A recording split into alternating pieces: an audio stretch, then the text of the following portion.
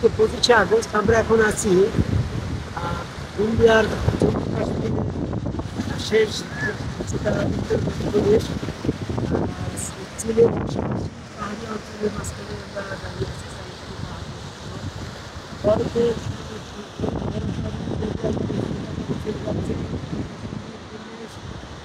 পাহাড়ের চূড়া যেন আকাশ ছুঁয়েছে, মেঘের সাথে একাকার হয়ে গেছে। আমার অত্যন্ত ভালো লাগছে। এই ভালো লাগার প্রতি আমি একটি কথা বারবার জানাতে চাই, সেটা ভালো বুঝে নেওয়ার চেষ্টা করি। আল্লাহ রাব্বুল আলামিন নবী মুহাম্মদ সাল্লাল্লাহু আলাইহি ওয়াসাল্লামের বিধান অনুযায়ী কোরআন দিয়ে এই সূরা কাসাসের 85 নম্বর আয়াতে নবী মুহাম্মদ সাল্লাল্লাহু আলাইহি ওয়াসাল্লামকে এই কোরআনকে বিধান স্বরূপ দেওয়া হয়েছে। আর নবী মুহাম্মদ সাল্লাল্লাহু আলাইহি ওয়াসাল্লাম এই ওহী দ্বারাই মানুষকে সতর্ক করছে। সতর্ক করে না, সূরা আল-আনামের 50 নম্বর আয়াত। এই ওহী দ্বারা সতর্ক করার পরও মানুষ কিছু প্রেক্ষাপটে আল্লাহর আয়াত এটা করে চেষ্টা করে। ক্ষেত্রে আল্লাহকে ওই ব্যর্থ করে মানুষ সঠিক পথে চলছে। আল্লাহ বারবার সতর্ক করে আমাদের 11 নম্বর আয়াতে বলছে, যারা আমার আল্লাহ পাকের আয়াত ব্যর্থ করার চেষ্টা করে তাদের জন্য কঠিন শাস্তি চান। সেক্ষেত্রে আমি একটা প্রেক্ষাপট তুলে ধরতে চাই। যে সমস্ত আয়াত এসেছে এই আয়াতগুলোর মধ্যে দেখা গেছে কোরআনের ভিতরে আল্লাহ রাব্বুল আলামিন ফেরেশতাদেরকে আদমকে সিজদা করে, আদম যে আল্লাহর প্রতিনিধি, আদম আল্লাহর মানে নিজ আকৃতিতে তৈরি, আদমের ভিতরে আল্লাহ পাকের স্বয়ং সক্রিয়তা, আদম আল্লাহ পাকের সম্পূর্ণ প্রকাশ বিকাশ, এটা প্রমাণ করার জন্য ফেরেশতাদের দিয়ে আদমকে সিজদা করার যে উদ্দেশ্য ছিল। পৃথিবীতে যখন মানুষ প্রতিনিধিত্ব করবে তখন তাকেও সিজদার মাধ্যমে আল্লাহ পাকের সেই প্রকাশ বিকাশ সেই রসুলের মাধ্যমে করার যে একটা বিধান ছিল সেটাকে ব্যর্থ করার চেষ্টা করছে। ইসলামের হাত আল্লাহর হাত, ওই আল্লাহর চেয়ারের ভিতরে আল্লাহ বিশ্বাস করা নির্মিত আছে। সূরা আল-ফাতিহার 10 নম্বর আয়াত এভাবে বলা হয়েছে, রসুল আনুগত্য করলে সে আনুগত্য আল্লাহর হচ্ছে। রসুলের আনুগত্য সেটার মাধ্যমে আনুগত্য করলে যদি আল্লাহর হয় তাহলে সে 80 নম্বর আয়াত। এখান থেকে এই সমস্ত আয়াতগুলোকে ব্যর্থ করার চেষ্টা করছে এক শ্রেণীর মানুষ এইভাবে যে এটা ফেরেশতাদের জন্য প্রযোজ্য, মানুষের জন্য প্রযোজ্য নয়। এই মানুষের জন্য প্রযোজ্য নয়, এই কথা তো আল্লাহ পাক একবারও ওই দ্বারা মানুষকে সতর্ক করেনি। আমি কোন গবেষণা করে দেখলাম এই সেজদা শুধু ফেরেশতাদের জন্য প্রযোজ্য আর মানুষের জন্য প্রযোজ্য নয়। এইভাবে একটা আয়াতের সতর্কতা নেই।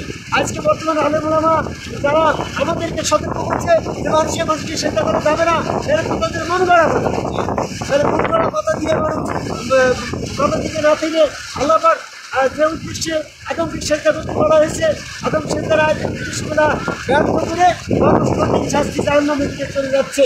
আমি এই জম্মু কাশ্মীরের এই জায়গায় পাহাড়ি দেশটিতে পাথরের মাঝখানে দাঁড়িয়ে বলতে চাই, ইমানকে পাথরের মতো শক্ত করেন যেন আমার আদম সেজদার থেকে আমি বঞ্চিত না হয়ে যাই।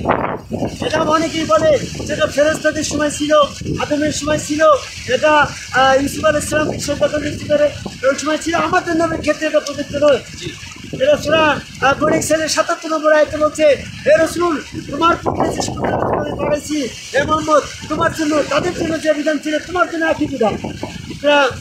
বনী ইসরাঈলের ৭৭ নম্বর আয়াতকে ব্যর্থ করছে তারাই যারা বলছে আদমের জন্য ফেরেশতাদের জন্য ছিল আমাদের ক্ষেত্রে এই আলাদা। ৭৭ নম্বর আয়াতের যে উদ্দেশ্য ছিল উদ্দেশ্যের জন্য যেমন আমার সাল্লাল্লাহু ক্ষেত্রে একই নিয়ম, এই নিয়মের কোনো ব্যতিক্রম নেই। না তাবদীলা সুন্নাতাল্লাহ, আল্লাহর সুন্নাতের কোনো পরিবর্তন নেই। এক্ষেত্রে সূরা বাকারা ১২৪ নম্বর আয়াতে বলছে নবীদের ভিতরে কোনো পার্থক্য নেই।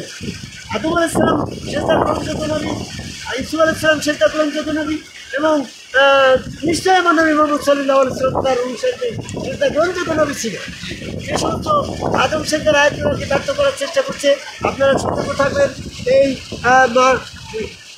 মানুষ নামে সৎ মানুষ হিসাবে এরকম জ্ঞানী মানুষ মনে করে শয়তান বেশে মানুষ বেশি শয়তান বেশে যে নেক্সটের শয়তান থেকে মানুষ ইমান রক্ষা করবেন। আজকে তারা আলেম উলামা বড় বড় এরকম উপাধি নিয়ে এরা নেতৃত্বের সাথে এরা আদম সেজার বিরোধী, এদের বিরুদ্ধে এদের কাছ থেকে ইমান আমলকে বাঁচিয়ে আদম করে সেজদা করে পাথরের মতো ইমান নিয়ে আদম সেজার ইমান সাথে পাথরের মতো অন্তর ধারণ করে মৃত্যুবরণ করবেন। কারণ সেদিন তো আল্লাহ পাক ইমান পরীক্ষা করার জন্য সেটাই করে আদম সেজদা করতে পরিবার করতে করে